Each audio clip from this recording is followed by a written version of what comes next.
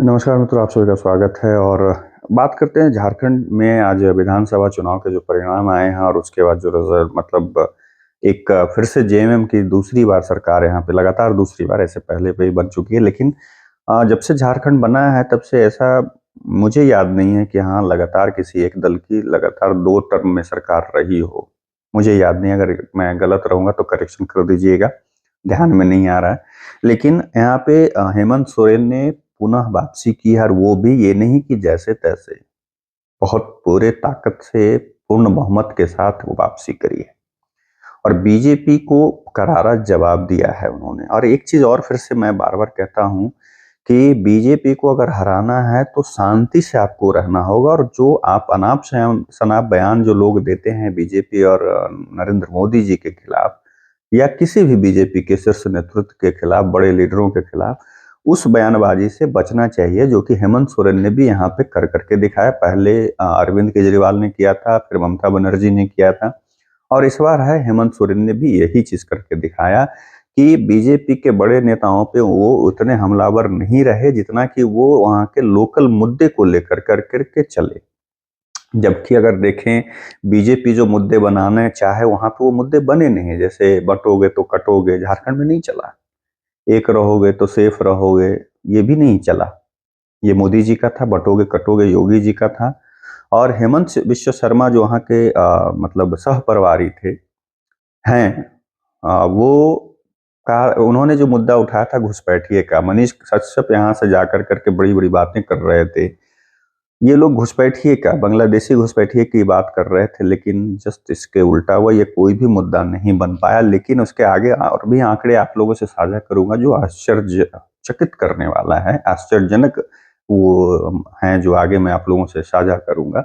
लेकिन फिलहाल अगर देखें तो वहां पे मतलब 50-55, मैं जब एक समय दोपहर में सुन रहा था तो एक जेएमएम के नेता कह रहे थे कि हमारी उम्मीद है 55 प्लस सीट, और शायद संभवतः 55 प्लस सीट जेएमएम मतलब गठबंधन जो यानी कि अब इंडी गठबंधन का है, महागठबंधन। कांग्रेस से पूछिएगा तो वो इंडी गठबंधन, इंडिया उन अपने में कहते हैं लेकिन इंडी ही लिखते हैं। और अगर हेमंत सोरेन की बात करें या तेजस्वी यादव की बात करें तो ये लोग कहेंगे महागठबंधन। खैर जो भी हो, तो उनकी जो है वहाँ पे देखें तो अच्छा खासा है, जैसे 34 सीट पे जेएमएम वहाँ पे जीती है और 16 सीट पे कांग्रेस। ये कांग्रेस के लिए राहत भरा यहाँ पे, जबकि कांग्रेस के पूरे जो पूरा का शीर्ष नेतृत्व है झारखंड में ध्यान ही नहीं दिया।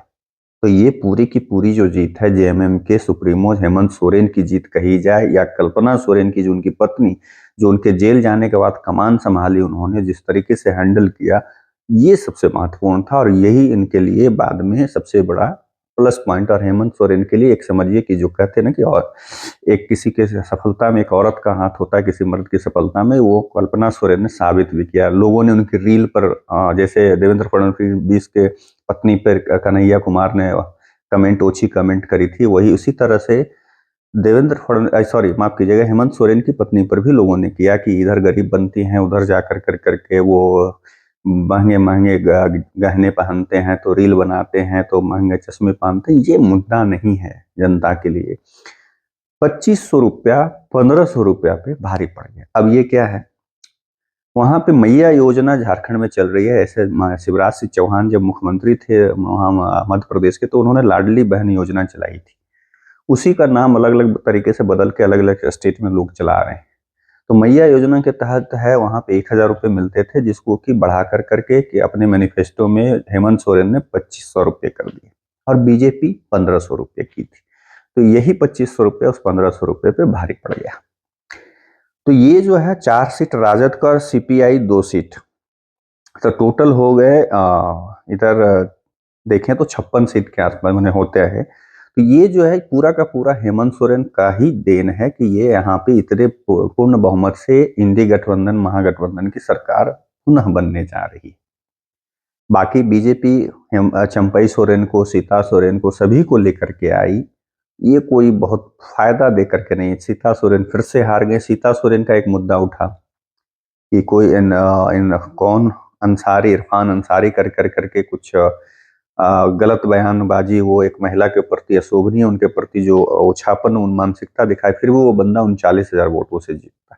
ऐसा नहीं कि घुसपैठिया वहाँ पे मुद्दा नहीं बन सकता है, लेकिन जिस तरीके से हेमंत सोरेन ने चुपचाप तरीके से काम किया अपनी जीत के लिए, और बीजेपी है दूसरे तरीके से सिर्फ हेमंत विश्व शर्मा एक आक्रामक छवि, और हेमंत विश्व शर्मा का बड़बोलापन मैं कहूँगा कि झारखंड में नुकसान पहुँचा है बीजेपी को। और एक चीज़ और है, एजेएसयूपी जो आजिस जो है, जो खासकर सुदेश महतो की पार्टी को गठबंधन में शामिल करना मुझे समझ में नहीं आया, और उतनी सीट देना कि उनको लड़वाना, ये भी बीजेपी के खिलाफ गई है, एनडीए के खिलाफ गई। बीजेपी 21 सीट पे जीती है और 34 पे जेएमएम। तो अगर देखा जाए तो दूसरी बड़ी पार्टी है बीजेपी, लेकिन लगातार 2 बार इस तरीके की स्थिति में बीजेपी का आना, ये बहुत सोचने वाली विचार है और बात है। और एक चीज और है कि बीजेपी फिर से झारखंड में कई गुटों में बटी थी। अर्जुन मुंडा का गुट अलग था, निशिकांत दुबे अलग, रघुवर दास गुट अलग, बाबूलाल मरांडी गुट अलग, मतलब एक संगठित नहीं थे। और कोई ऐसा मतलब चाणक्य टाइप का जो, जिसको जैसे देवेंद्र फडणवीस पूरे महाराष्ट्र को कैसे एक सूत्र में पिरो दिया, या कैसे हर चीज का काट रखा है वहां पे इंडी का, उस तरीके से झारखंड में कोई नेता ऐसा नहीं था जो कि विपक्षीय मतलब जो लोग थे, मतलब जो इंडी गठबंधन के लोगों के बातों के काट खोज सके। और कांग्रेस के लिए एकदम आराम से वो महाराष्ट्र को टारगेट कर रहे थे, और हुआ उल्टा। उसका महाराष्ट्र में स्थिति सबको पता है, उस पर मैं अलग से वीडियो में बताऊंगा आपको। लेकिन इस पे आते हैं कि यहाँ पे देखें, अगर हम लोग इस पर वोट परसेंटेज की बात करें, हाँ, अब जदयू के लिए भी बात कर लेते हैं। जदयू 2 सीट वहां पे चुनाव लड़ती है, 2 सीट मांगती है, और बीजेपी ने दिया भी वहां कि भाई क्योंकि गठबंधन बचाना है। लोजपा ने भी मांगा, गठबंधन बचाना है, तो सीटें तो मिल गई। लेकिन वहां पे एक सीट पे जदयू जीतती है, और वो कौन? सरयू राय, जो कि पिछली बार निर्दलीय भी लड़े थे तो चुनाव जीते थे। और रघुवर दास जो उस समय के उसमें के निवर्तमान मुख्यमंत्री, रघुवर दास मुख्यमंत्री पद पर रहते हुए उनकी हार हुई थी। तो सरयू राय की ये जीत है, जदयू की जीत नहीं है। और अगर हम दूसरी सीट पे देखें तो जदयू नहीं जीत पाते। लोजपा का खाता खुल गया है वहां पे वो मतलब चिराग पासवान का जो है ना, मौसम वैज्ञानिक का बेटा होने का बहुत बड़ा फायदा है। वो बंदा एक सीट लिया और लेकर करके वो जीत भी गया। एक जो चेहरा, अगर उसका बात नहीं करेंगे तो झारखंड चुनाव का जो है ना वो गलत होगा। कौन? तो जयराम महतो।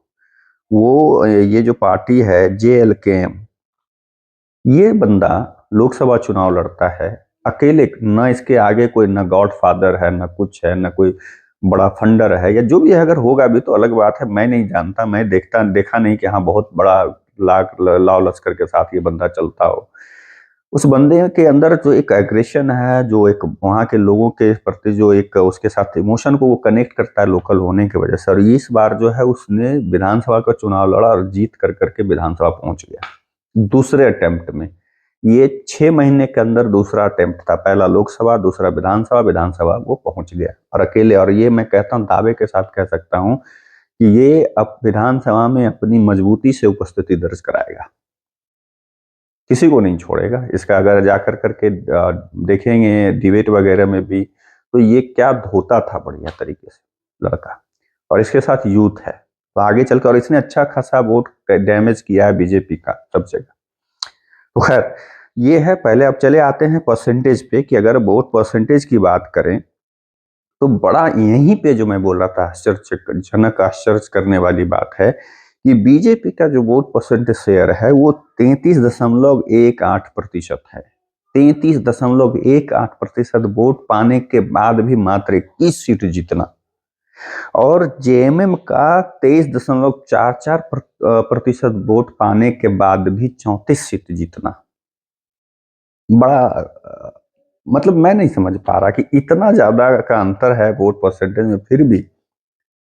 लेकिन समझने का ये भी नहीं कह सकता, क्योंकि अगर देखेंगे तो एक समय 2014 में 31% वोट ला कर करके बीजेपी सत्ता में आई थी। एक तरफ लोग बोलते थे कि भाई 70% के आसपास जो है उसके विपक्ष में है, खिलाफ में है वो। तो यहाँ पे ये है। और देखें कि जदयू का जो है वहां पे वोट परसेंटेज 0.81% वोट है। एलजेपी रामविलास मतलब रामविलास का जो है 0.61% है। राजद का जो है 3.45% वोट मिला है। राजद को अच्छा वोट वहां पे पहले भी रहा है। लालू जी जब मुख्यमंत्री हुआ करते थे, जब झारखंड और बिहार एक हुआ करता था, तो उस समय भी उनकी पार्टी वहां पे अच्छी परफॉर्म करती थी। और कांग्रेस का है जो 15 मतलब 15.54% कांग्रेस का रहा है, जिसके बाद वो 16 सीट लाई है। तो 33% वोट पाने के बाद भी, और एक चीज और है कि कांग्रेस की जो सीटें आई उसमें से 3-4 सीटें ऐसे ही 1000 से कम की नीचे मतलब वोट पाने के बाद भी लोग जीते हैं। लेकिन जेएमएम के साथ वो बात नहीं है। जेएमएम जो भी सीट जीती है बहुत बड़े मार्जिन से जीती है, और राजद तो चारों की चारों सीटें जो बहुत बड़े मार्जिन के साथ जीती है। तो ये बहुत काबिल तारीफ वाली बात है। और एक बात और है कि जो ओवैसी ओवैसी जो है, असदुद्दीन ओवैसी, 15 मिनट के लिए, दोनों भाई 15 मिनट के लिए हटाने की बात करते हैं। 0.10% वोट झारखंड में मिले, जमानत जब्त है, और ये लोग 15 मिनट हटाने की बात करते हैं। खैर छोड़िए। तो ये आश्चर्य वाली बात है कि 33%, 33.25% वोट पाने के बाद भी जो है बीजेपी सिर्फ 21 सीट जीतती है। तो बीजेपी को झारखंड में आत्ममंथन करने की जरूरत है, आत्मचिंतन करने की जरूरत है, और फालतू का बोलने से और ये गुटबाजी से फिर से बीजेपी को एक बार देखना चाहिए, और चेहरा को ऐसा लाना चाहिए, क्योंकि अब जो है बाबूलाल मरांडी, अर्जुन मुंडा, ये सब चेहरे चुके हुए चेहरे हैं। फ्यूज बल्ब जिसको कहते हैं वो है। ये कारगर अब नहीं होंगे। आपको इन लोगों को बाबूलाल मरांडी को कहीं राज्यपाल बनाइए, उनको सेटल कीजिए, और कोई ऐसा लाइए तेज तरा लड़का, कि कोई भी यंग जनरेशन का कोई भी नेता को आगे बढ़ाइए, जो कि आक्रामक तरीके से भी और दिमागी तरीके से भी विपक्ष को घेरे। आक्रामक का मतलब ये नहीं कि हेमंत बिश्व शर्मा की तरह आना, जो भी जैसे तैसे बोलना, वो भी ठीक नहीं है।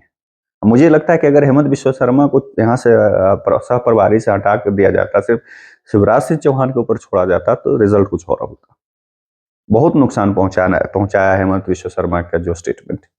आप लोगों का क्या मानना है कमेंट करके जरूर बताइएगा। तब तक के लिए आप लोगों से विदा लेता हूँ और दूसरे वीडियो में मिलूंगा। नमस्कार।